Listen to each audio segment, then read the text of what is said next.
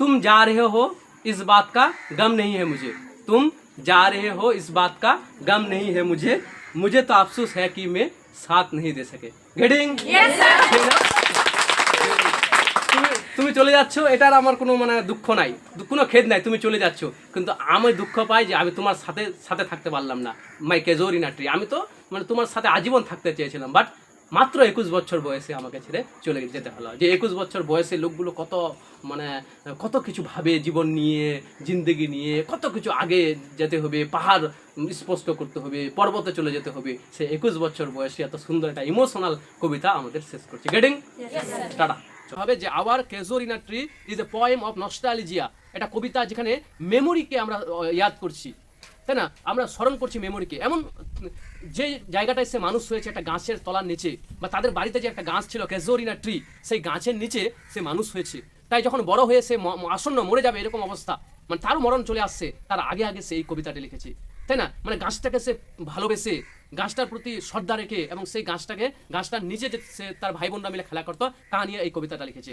মানে এই গাছটা নয়, মনে হয় তার একটা গাছের প্রতি একটা লাভ এখানে আমরা প্রকাশ পেয়েছি, তাই না? যে লাভটা পূরণ হওয়ার নয়, তাই না? আমরা কখনো বলি না কবি কবি मोहब्बत अधूरा रह जाती है, তো সেম এটা বেইনতাহা মোহাব্বত भी कभी अधूरा रह जाती है। তো সেম এখানে যে এত প্রচন্ডভাবে সে গাছটাকে ভালোবাসতো, বা গাছের আশেপাশে জিনিস, আসলে গাছ না, গাছটাকে ও নিজের মনে করেছিল।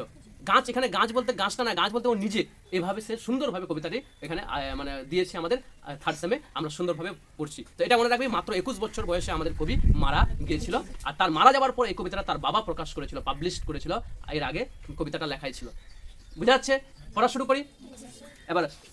কবি আমাদের বলছে, like a huge Python, like মানে মতো, হিউজ মানে প্রকাণ্ড বড়, পাইথন মানে অজগর, অজগর সাপের মতো, বিশাল অজগর সাপের মতো, winding round and round, winding মানে বেঁকিয়ে আছে, রাউন্ড অ্যান্ড রাউন্ড এভাবে গোল করে বেঁকিয়ে আছে।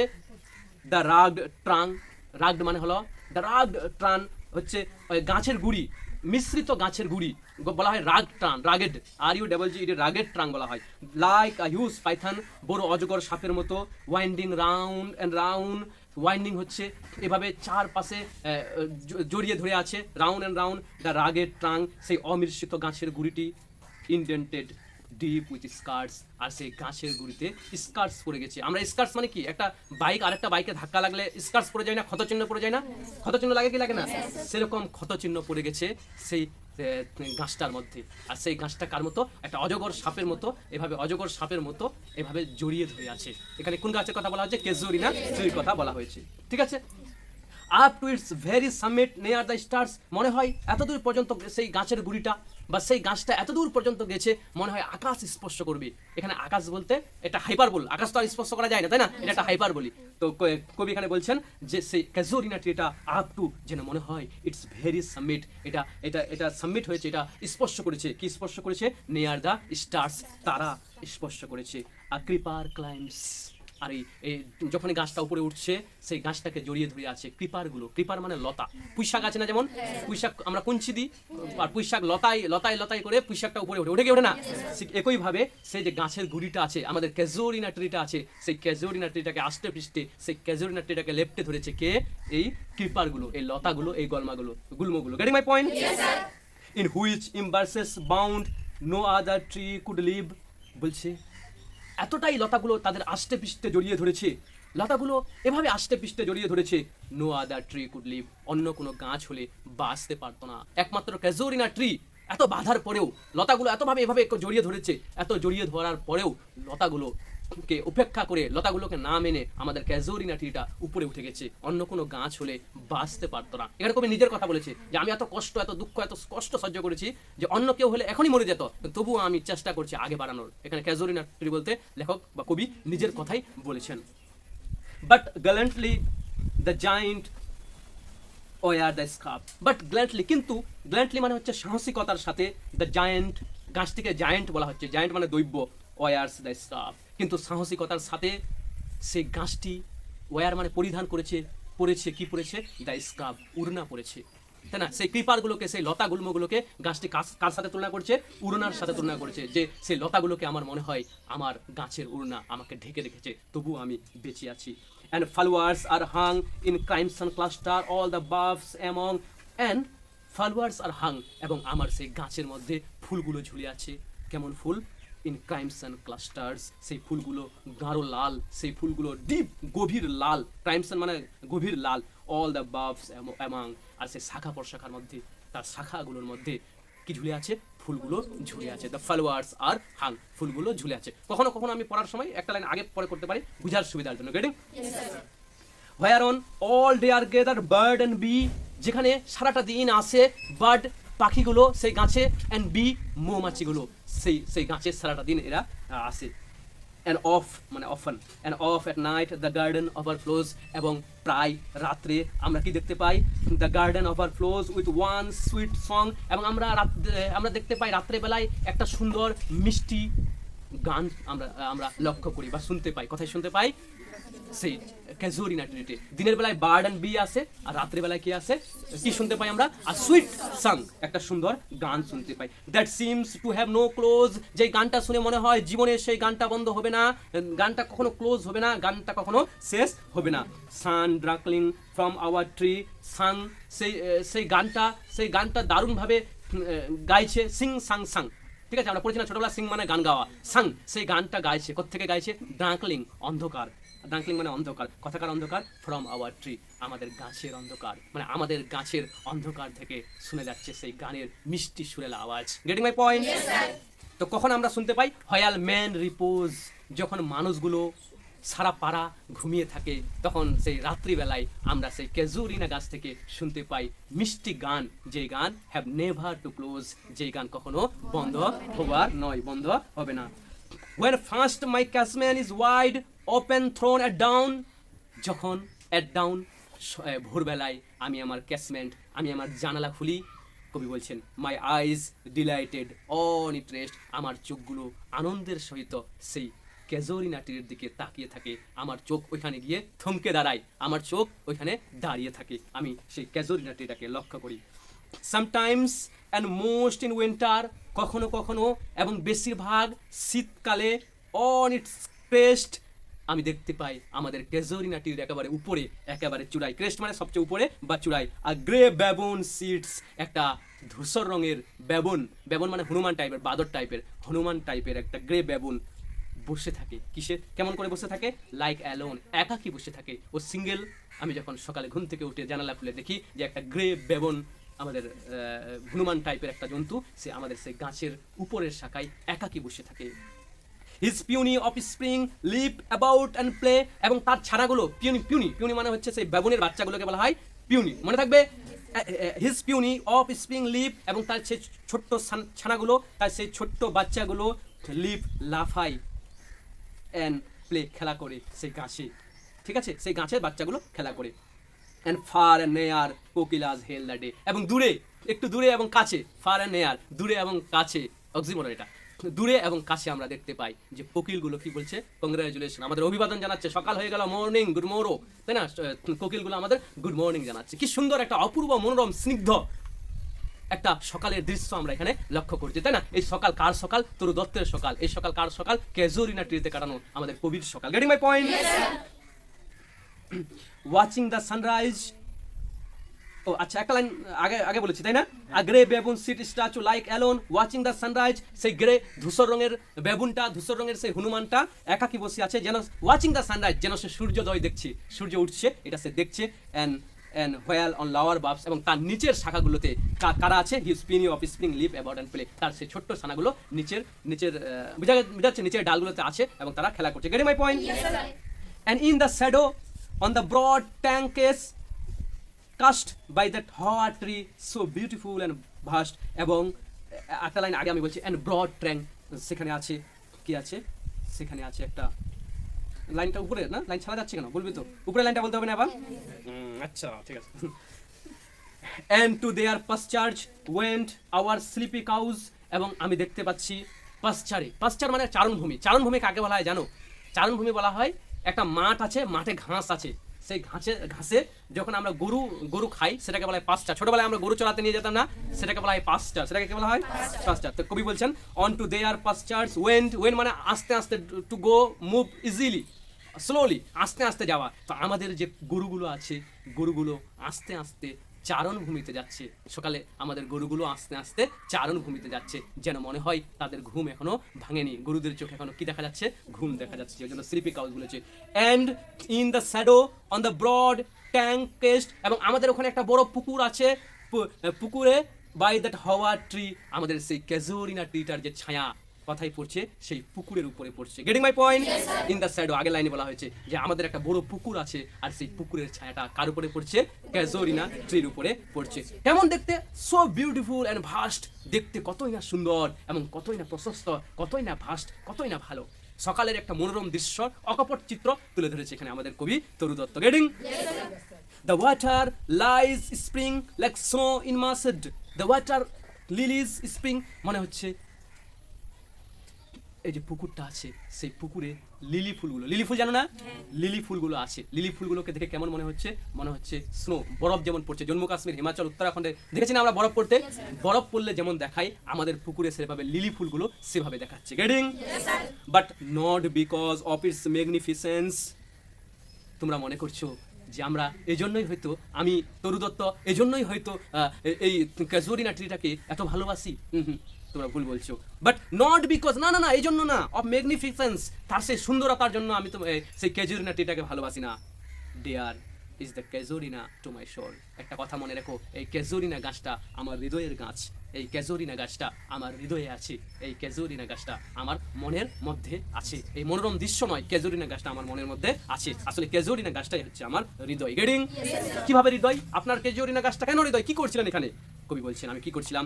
Beneath it we have played, এই গাছের নিচে আমরা খেলতাম। মনে আছে আমরা কারা? কবির ভাই, কবির বোন, কবির পরিবার এই ক্যাজুরিনা ট্রির নিচে কি করতো? খেলা করতো, খেলতো। দো ইয়ার্স মেরোল, যদিও সেই বছরগুলো কেটে গেছে।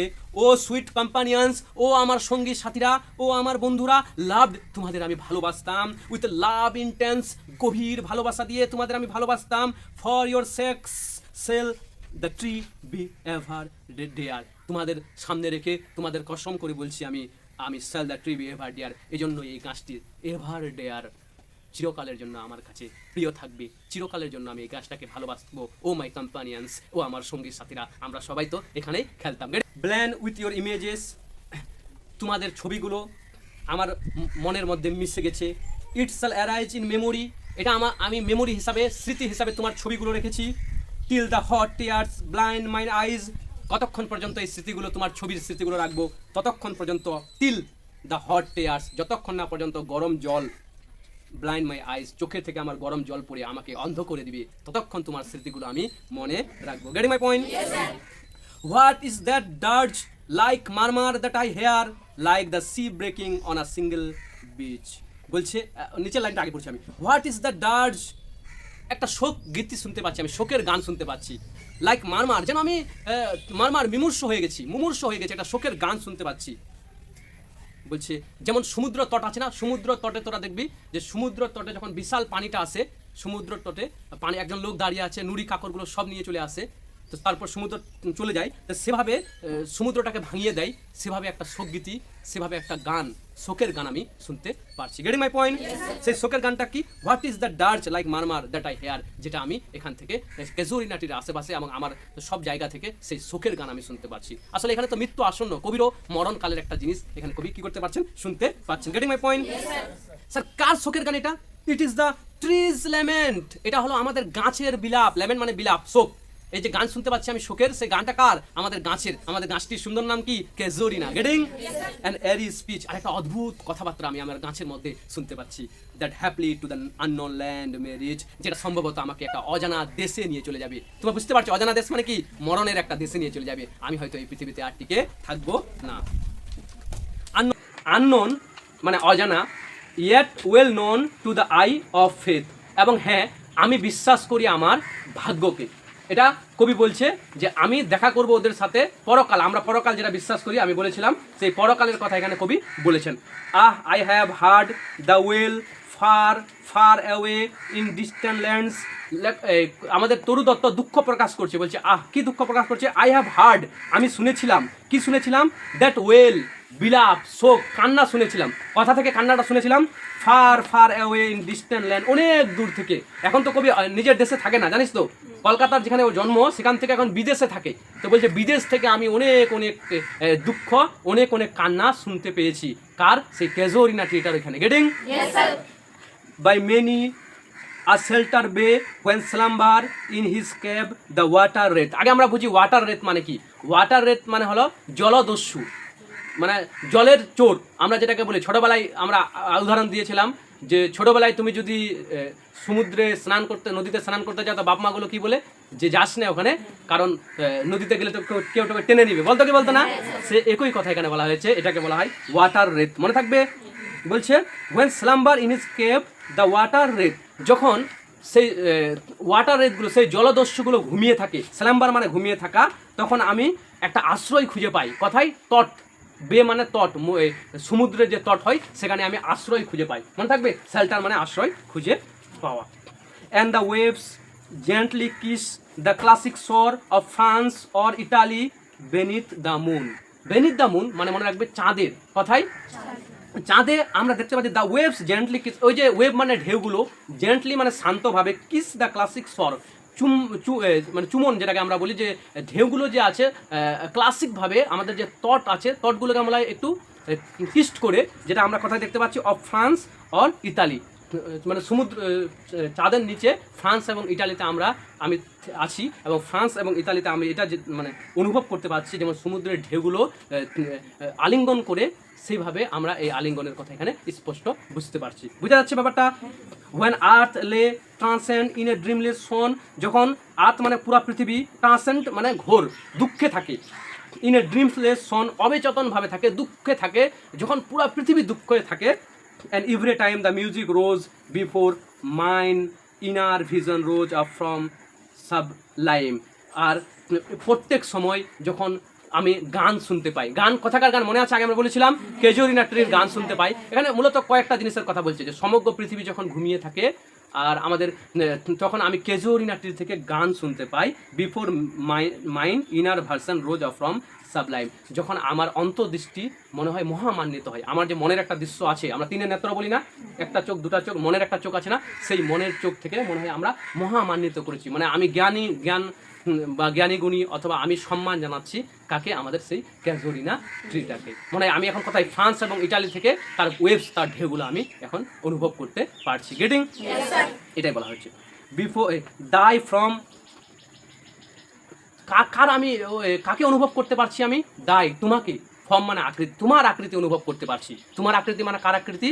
ক্যাজুরিনা ট্রিটার আকৃতি আমি অনুভব করতে পারছি। ও ট্রি, ও আমার গাছ, as in my happy prime, তুমি ছিলে আমার সুখের বস্তু, তুমি আমার সুখের জিনিস, হ্যাপি প্রাইম বলা হয়, মানে আমার সব সুখ, আমার সব কিছু কাকে ঘিরে আছে? সেই ক্যাজুরিনা ট্রিটাকে ঘিরে আছে। আই সো দি, আমি তোমাকে দেখেছিলাম, in my own love native clime, আমি তোমাকে দেখেছিলাম কোথায়? আমার নিজের জন্মভূমিতে। এখন তো কবি বিদেশে থাকেন, তাই না? তার নিজের জন্মভূমিতে, যেখানে সে বড় হয়েছে, কলকাতায়, সেই ক্যাজুরিনা ট্রিটাকে সে সেখানে দেখেছে, আর বলেছে যে আমি তোমাকে যথেষ্ট স্নেহ করি, কারণ তোমাকে আমি প্রচুর পরিমাণে ভালোবাসি। আনটু দাই অনার, এই ভালোবাসার জন্য আমি তোমাকে সম্মান করতে চাই। অনার মানে সম্মান করা, এই ভালোবাসার জন্য আমি তোমাকে সম্মান করতে চাই। Tree beloved of those who now in blessed sleep, হে আমার গাছ, যারা তোমাকে ভালোবাসত তারা সবাই এখন কোথায় চলে গেছে? আজীবন ঘুমানোর জন্য চলে গেছে। সুন্দর করে লিখেছে, বিলেস শিল্প মানে হচ্ছে এখানে ডেথ, মরে গেছে। এ ক্যাজুরিনা ট্রি, যারা তোমাকে ভালোবাসত সবাই মরে গেছে। এখানে আমরা আগে গল্পটাতে জানি, কবিতাটাতে, যে আমাদের যে তরু দত্ত ছিল, তার ভাই, তার বোন যে আছে, তারা সবাই মারা গিয়েছিল, তাই না? তো বলছে তোমাকে যারা সব থেকে বেশি ভালোবাসত তারা কোথায় চলে গেছে? ব্লেসড স্লিপে চলে গেছে, তারা মৃত্যুতে চলে গেছে। ওই জন্য তোমার প্রতি আরো ভালোবাসাটা অসীম আমার। For a repose dearer than life to me, আর এই জন্যই তার রিপোজ মানে ঘুমিয়ে যাওয়া, তারা ঘুমিয়ে গেছে, আর এই জন্যই জীবনের থেকে তুমি আমার কাছে প্রিয়। আমরা বলি না, মানে জিন্দেগি থেকে তুমি আমার কাছে কি প্রিয়? কাকে জীবনের থেকে বেশি প্রিয় বলা হয়েছে? Very good, casuarina tree. Must thou be number when my days are done with deathless tree, বলছে thou be number when my days are done, আমার দিনগুলো যখন শেষ হয়ে যাবে।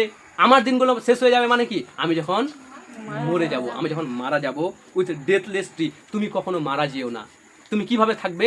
তুমি ডেথলেস হিসাবে থাকবে। ডেথলেস কাকে বলা হয়? যার কোনো মরণ হয় না, যিনি অমর, তাকে বলা হয় ডেথলেস। যে আমি তো মরে যাব, আমি তো চলে যাব ছেড়ে, কিন্তু তুমি আজীবন ডেথলেস হিসাবে, অমরণ হিসাবে এই পৃথিবীতে তুমি বেঁচে থাকবে। কার মতো বেঁচে থাকবে?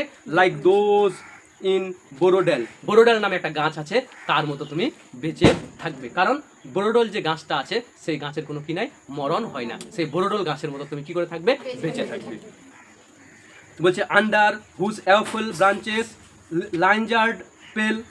বলছে আর তোমার তোমার সেই শাখা প্রশাখাগুলোর মধ্যে যেন আমি ম্লানতা দেখতে পাই, তোমার সেই শাখা প্রশাখা যে আছে তার মধ্যে যেন আমি খুশি খুশি ভাব দেখতে পাই, তুমি বোরোডল গাছের মতো বেঁচে থাকো। বোরোডল গাছটা কেমন? Fear, trembling hope and death, the skeleton. বলছে বোরোডল গাছটা হচ্ছে ফেয়ার মানে ভয়ের মতো। কিসের মতো? ভয়ের মতো। ট্রিম্বলিং হোপ, ট্রিম্বলিং মানে কাঁপানো, হোপ মানে আশা, কাঁপানো আশার মতো। এটা কাঁপানো আশা হয় না, সেই কাঁপানো আশার মতো। অ্যান্ড ডেথ, মৃত্যুর মতো সুন্দর। অ্যান্ড দ্য স্কেলেটন, কঙ্কালের মতো। সেই বোরোডল গাছটা তুমি তার মতো হবে। অ্যান্ড টাইম দ্য শ্যাডো, আর তুমি হবে সময়ের ছায়া। টাইম মানে সময়, আর শ্যাডো মানে হচ্ছে ছায়া। তুমি হবে কার ছায়া? সময়ের ছায়া। এই বোরোডল গাছটাকে বলা হয়েছে। অ্যান্ড দো উইক দি ভার্স, দারুণ একটা লাইন। যদিও আমার এই কবিতাটি আমি তোমাকে নিয়ে লিখছি, এই কবিতাটি খুবই দুর্বল, এই কবিতাটি প্রচণ্ড দুর্বল। তুমি তো এত সুন্দর, তুমি তো এত মহামান্বিত, তুমি এত অপূর্ব, তুমি এত স্নিগ্ধ, তুমি এত ভালো, তুমি এত অপরূপ, তুমি এত রূপসী, যে তোমার তো আমি কত সুন্দর বয়ান করতে চাই তোমার ভালোবাসাকে, কিন্তু পারি না। মাই ওয়ার্ডস আর সো উইক, আমার যে কথাগুলো আছে, মাই ভার্স আর সো উইক, আমার যে কথাগুলো আছে, সেই কথাগুলো, আমার কবিতাগুলো অত্যন্ত দুর্বল, তবুও আমি তোমার প্রশংসা করতে চাই। That would thy beauty fan, এটা তোমাকে দিবে। আমি খুশি মনে তোমাকে এই কবিতাটা লিখছি, তোমাকে খুশি মনে আমি এই কবিতাটা লিখছি, আমি নিবেদন করছি এই কবিতাটা খুশি মনে। তাহলে কোন মনে কবিতাটা নিবেদন করা হয়েছে? খুশি মনে। কার প্রতি নিবেদন করা হয়েছে? আমাদের ক্যাজোরিনা ট্রিটার প্রতি। ওই জন্য বলছে that would thy beauty of fan, ও ফ্যান রিহার্স, আর এটা তোমাকে সুন্দরতা বাঁচিয়ে রাখবে। মানে আমার এই কবিতাটা যতদিন বেঁচে থাকবে ততদিন তুমি সুন্দরতা থাকবে। এরকম একটা আগের সিলেবাসে একটা কবিতা ছিল, উইলিয়াম শেক্সপিয়ারের লেখা সোনেট 18 নামে একটা কবিতা ছিল, দারুণ কবিতা। সেখানে একই লাইন বলা হয়েছে, ও সুন্দর করে এই লাইনের সাথে আমি ম্যাচিং দেখতে পাই। ওখানে কি বলা হয়েছিল? কবি তার বন্ধুকে বলেছে, কি বলতো, যে আমি না তোমাকে গরমের সাথে তুলনা করতে চাই, কিন্তু গরমের সাথে তুলনা করবো না, কারণ তুমি গরমের থেকেও বেশি সুন্দর। মানে কবিতার লাইনটা এরকম ছিল, তার বন্ধুকে, কবিতার বন্ধুকে বলছে, shall I compare thee to a summer's day, আমি কি তোমাকে গরমের দিনের সাথে তুলনা করবো? দাও আট more lovely and more temperate, না না না, আমি তোমাকে গরমের দিনের সাথে তুলনা করবো না, কারণ তুমি তো গরমের দিনের থেকেও বেশি সুন্দর, গরমের দিনের থেকেও বেশি রূপসী, ওই জন্য তোমাকে গরমের দিনের সাথে তুলনা করবো না। তুমি কতদিন বেঁচে থাকবে? তার বন্ধুকে বলছে, যে বন্ধু মারা যাচ্ছে, তো বলে তুমি কতদিন বেঁচে থাকবে? ওখানে বলছে, so long man can breathe or eyes can see, so long live this and this gives life to the. বলে যতদিন পর্যন্ত মানুষের শ্বাস বেঁচে থাকবে, দারুণ লাইন না? ব্রেথ, যতদিন পর্যন্ত মানুষ শ্বাস নিতে পারবে, so long life can the, যতদিন পর্যন্ত জীবন বেঁচে থাকবে ততদিন পর্যন্ত আমার এই কবিতাটা বেঁচে থাকবে, আর যতদিন পর্যন্ত আমার এই কবিতাটা বেঁচে থাকবে ততদিন পর্যন্ত তুমি বেঁচে থাকবে, কারণ যতবার মানুষ এই কবিতাটা পড়বে তোমার কথা ইয়াদ করবে।